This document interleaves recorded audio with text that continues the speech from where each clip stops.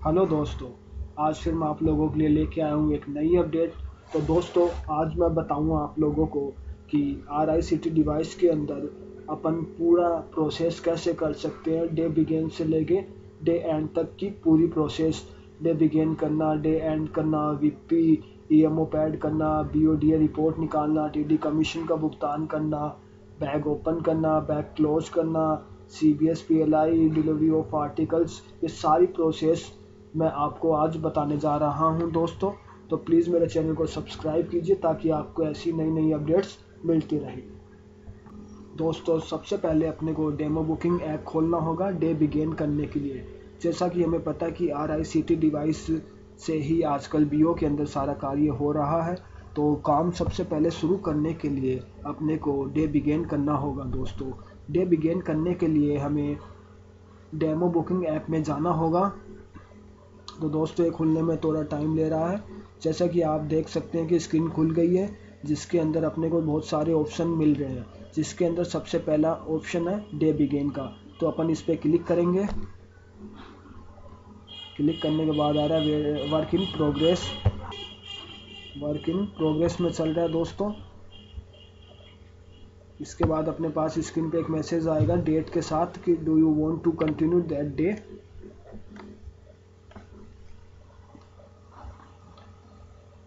देखिए ये आ गया दोस्तों, do you want to continue of date day. तो अपने को ओके करना होगा।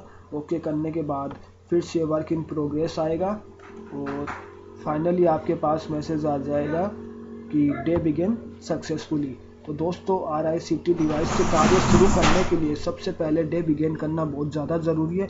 उसके बाद ही आप कुछ और कार्य कर सकेंगे। तो मैसेज आने में थोड़ा टाइम लग रहा है दोस्तों। देखिए दोस्तों, आ गया day begin for that day. अपने को ओके करना है। इस तरीके से अपन डे बिगिन करेंगे दोस्तों। डे बिगिन करने के बाद अपन इस ऐप से बाहर चले जाएंगे दोस्तों।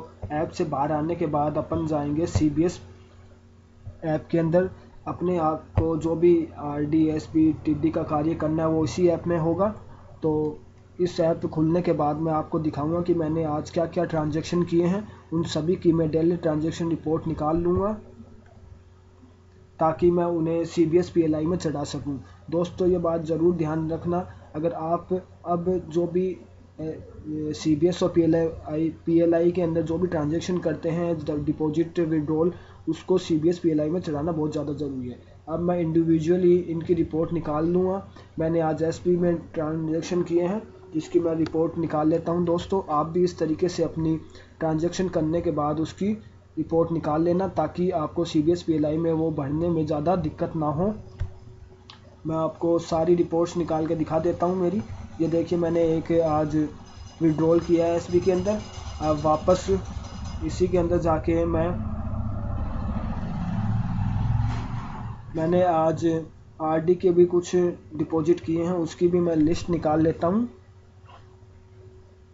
देखिए, मैंने 2 ट्रांजैक्शन किए हैं RD के अंदर 804 रुपये के, जिसमें 4 रुपये डिफ़ॉल्ट फीस है। ये मैं सभी आपको CBS PLI में भरना बताऊंगा इसके बाद, क्योंकि CBS PLI में जब तक आप इसे फिल नहीं करेंगे आपका बैलेंस इंक्रीज़ नहीं होगा दोस्तों। तो ये बात ज़रूर ध्यान रखना कि जैसे ही आप ट्रांजैक्शन करते हैं, सारे ट्रांजैक्शन करने के बाद CBS PLI में उसे ज़रूर नोट करें। मैंने सुकन्या का भी एक ट्रांजैक्शन किया है, वो भी मैं आप लोगों को दिखा देता हूँ। ये देखिए दोस्तों, मेरे पास आज 6 ट्रांजैक्शन है सुकन्या के, 7,000 रुपये की डिपॉजिट की है। अब जैसे कि मैंने सारी रिपोर्ट्स मेरी निकाल ली हैं, अब मैं इस ऐप से बाहर जाऊंगा दोस्तों, जिसके लिए अपने को 3 ऊपर निशान दे रखा है, उससे मैं एग्जिट पे जाके बाहर जाऊंगा इस ऐप से। दोस्तों, ऐप से बाहर जाने के बाद मैं फिर से डेमो बुकिंग ऐप में जाऊंगा ताकि मैं CBS PLI में ट्रांजैक्शन चढ़ा सकूं। ये ऐप खोलने में थोड़ा टाइम लेगा दोस्तों, तो आप ज़रूर ध्यान रखना। दोस्तों, ऐप खुलने के बाद अपने को नीचे ही ऑप्शन मिलेगा CBS PLI का, अपने को उसको ओपन करना होगा। तो ये रहा दोस्तों CBS PLI, मैं इसको ओपन कर लेता हूँ। ओपन करने के बाद मैं इंडिविजुअली इसमें डिपॉजिट और विड्रॉल की सारी एंट्री करूँगा दोस्तों। ये एंट्री करना बहुत ज़्यादा ज़रूरी है, इसके बिना आपका बैलेंस इंक्रीज़ नहीं होगा और न ही डिक्रीज़ होगा। तो ये ऐप खुल रहा है, खुलने के बाद अपने को 2 स्क्रीन दिख रही हैं। देखो दोस्तों, रिसिप्ट्स और पेमेंट साइड में मैं रिसिप्ट्स के डाटा फिल करता हूँ। पहले मैंने आरडी में डिपॉजिट किए 800 रुपये। देखिए दोस्तों, मैं दिखा देता हूँ, 804 रुपये। 4 रुपये दोस्तों डिफ़ॉल्ट फीस है जो कि अलग से मेंशन की जाएगी। तो पहले मैं 800 रुपये इसमें लिख देता हूँ डिपॉजिट में। उसके बाद मैं आपको डिफ़ॉल्ट फ़ीस अलग से लिखनी होगी दोस्तों, चाहे वो आरडी की हो, सुकन्या की हो, जिसकी भी हो वो अलग से लिखनी होगी। इसके बाद मैंने सुकन्या के अंदर 7,000 रुपये डिपॉजिट किए। अब मैं उसकी एंट्री कर देता हूँ।